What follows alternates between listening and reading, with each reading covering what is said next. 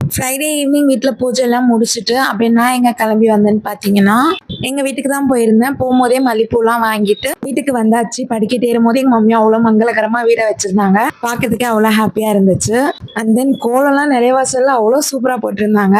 இன்னைக்கு அம்மா வீட்டில் குலதெய்வத்தை நினைச்சு பூவாடக்காரி கும்பிடுவாங்க ஆடி வெள்ளியில.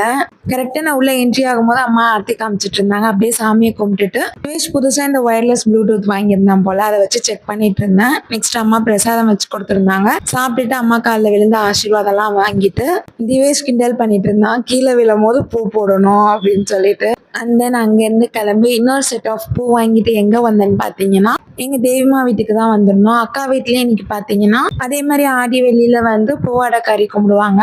அண்ட் தென் அக்கா வீட்லேயும் சூப்பராக சாமியெல்லாம் கும்பிட்டுட்டு சாமி கும்பிட்ற டைம் மாமாவும் வந்திருந்தாங்க, அம்மாவும் வந்திருந்தாங்க. அப்படியே கிளம்பி அப்படியே எல்லாரும் கூட கொஞ்சம் வீடியோஸ்லாம் கவர் பண்ணிட்டு அக்கா வந்து தாம்பலம் வச்சு கொடுத்துருந்தாங்க.